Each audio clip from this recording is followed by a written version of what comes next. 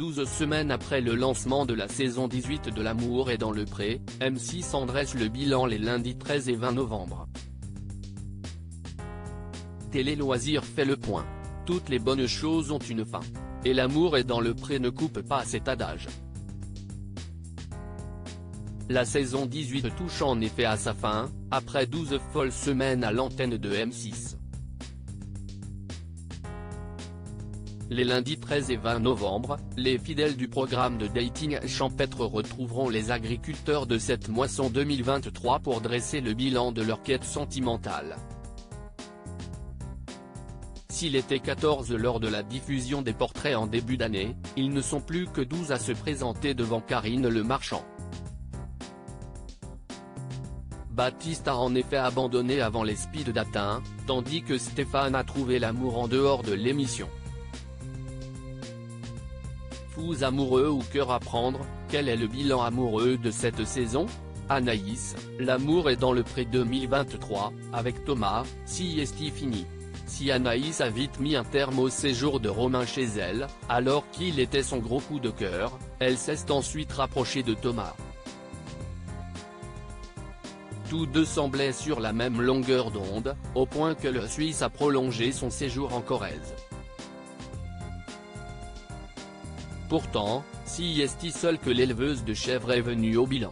Ça a duré plus d'un mois après la fin du tournage, a expliqué la jeune femme de 36 ans. Et d'ajouter, les envies et les désirs ne sont pas toujours les mêmes. Plus on discutait, moins on se comprenait sur les projets de vie, sur le travail. On n'avait pas envie de perdre plus de temps ou de se faire plus de mal, a-t-elle indiqué.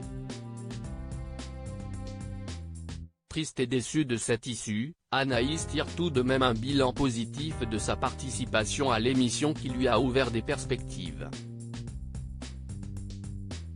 Elle est d'ailleurs devenue amie avec un de ses prétendants, Ludo, mais leur relation reste purement amicale. Elle cherche un homme entre 35 et 42 ans.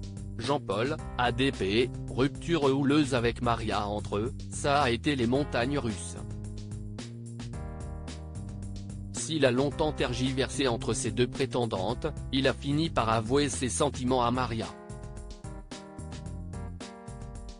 Des débuts de relation tout feu tout flamme avant de s'éteindre à petit feu. Premiers accrochages au sujet de son retard, puis de son manque d'attention. Le voyage en amoureux au Portugal n'a fait que précipiter la chute du couple. Au point de décider d'arrêter là leur histoire. Une rupture actée lors d'un dîner au restaurant, juste avant de draguer la serveuse devant Maria.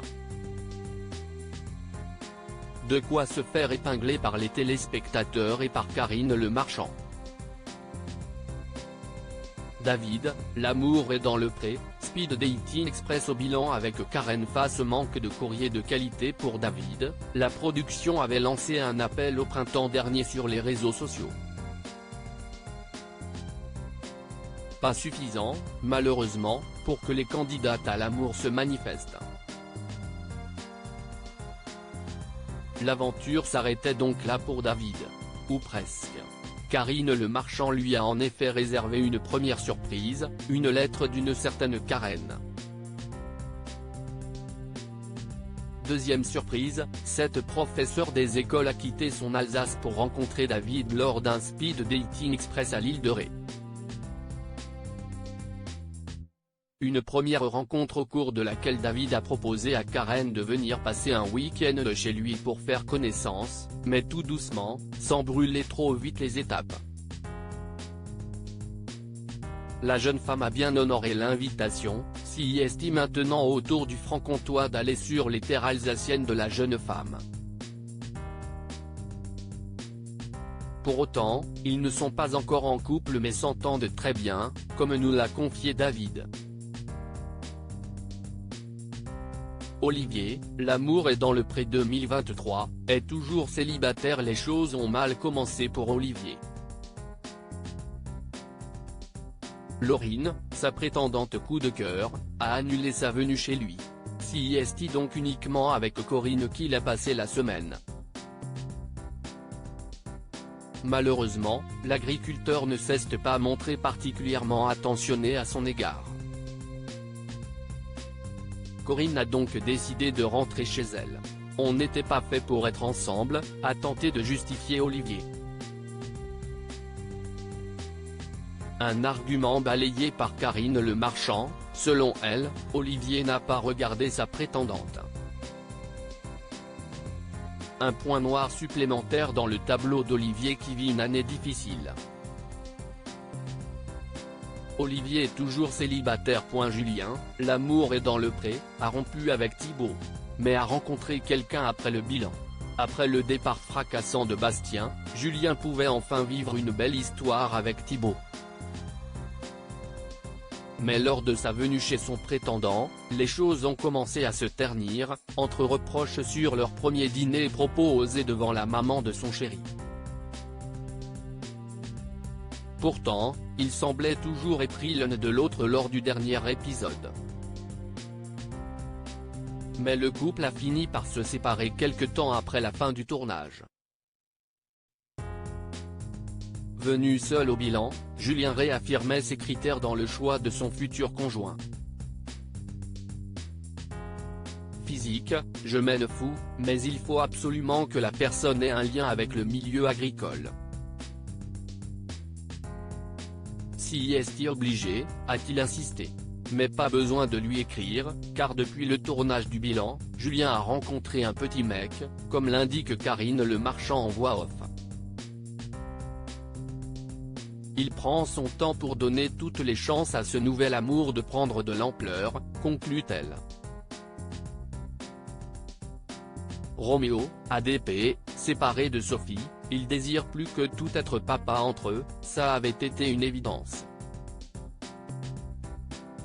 Si est donc sans surprise que Roméo avait décidé de poursuivre l'expérience avec Sophie, et conduisant ainsi Clotilde malgré toute la sympathie qu'il avait pour elle.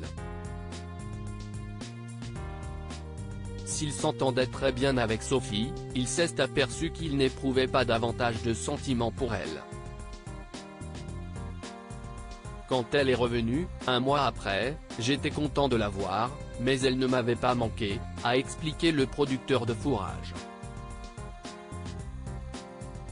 Un autre point à peser dans sa décision, sa volonté de devenir père.